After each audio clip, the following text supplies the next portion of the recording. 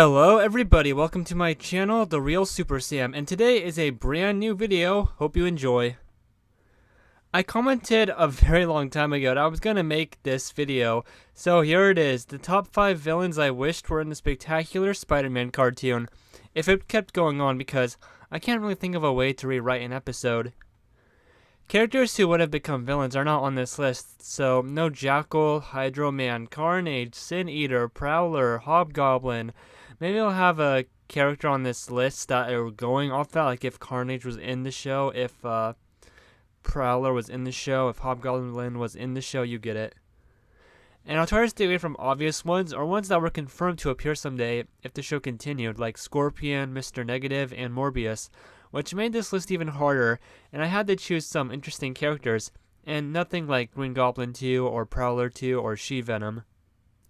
Also, and this didn't affect my list, but just for a fun fact, the villains Beetle, Boomerang, Swarm, Speed Demon, and Jack-O-Lantern were not included in the Sony's license, so they also wouldn't have been on the show. That really narrowed down my choices, but I think that makes the video a little bit more fun. So at number 5 is Shriek. When Carnage was going to be in the show, and he returned again after that, and obviously if the show went on, they should have had the villain Shriek. She first appeared in Maximum Carnage storyline and has become his sort of girlfriend. She has sonic powers and it would have been an easy way to weaken Eddie Brock Venom. One comment I saw on how Shriek is like Harley Quinn from DC Comics, but a little more serious. That would have been a great way to put her in the cartoon, thinking like that. Number 4. If Roger Kingsley was going to be an even bigger part of the show, the rogue Belladonna, rewriting her, giving her a bigger role, reimagining her, would have had a great opportunity. Maybe they could have also introduced the Prowler during this, and the character as a special guest to dissolve Spider-Man's webbing, something Mysterio didn't have in the spectacular Spider-Man show, so they could introduce that being an obstacle with her when she attacks Kingsley. Maybe even giving Kingsley the idea of creating a pumpkin bomb that does just that when he's the Hobgoblin. Number 3 is Grizzly. So the show made the creation of supervillains a big deal in Season 1 with Sandman, Rhino, Doc Ock. Those are more superpowered metahuman rogues.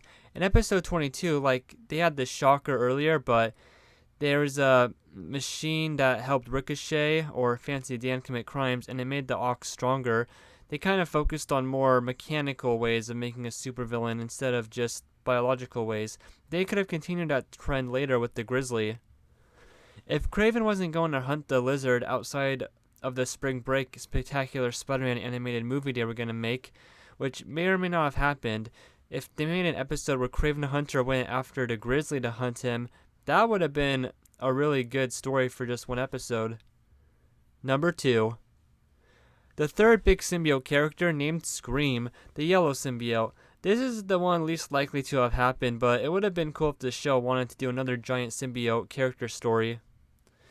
Maybe make Eddie Brock's ex-wife Anne Wang scream. I don't know. We really don't have that much of the character. Even nowadays, I think it's only exactly like 30 issues she's been in or appeared in. So they could have reimagined her to be more important and tied in to the other symbiotes, and even more for Spider-Man. And number 1, probably super obvious, Wilson Fisk, the Kingpin of crime.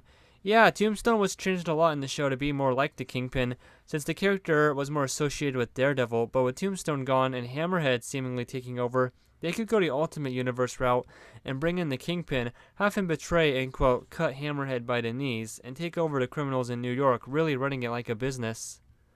Back then, 20th Century Fox held the rights to the Kingpin, so the show couldn't have used him yet. Much later, though, he could show up, and like in the Ultimate Universe, own the licensing rights to Spider-Man. His episodes would have been the darkest, maybe even treat him like Lex Luthor from Superman Taz. So my idea for this list, at first thought, I did not think I'd have so many forgotten Spider-Man rogues who would work well for a story, but this list came out pretty well. I think I'm going to make this type of list for the Amazing Spider-Man movies soon, and it will be releasing, I don't know when. Well, that's all. Thank you so much for watching.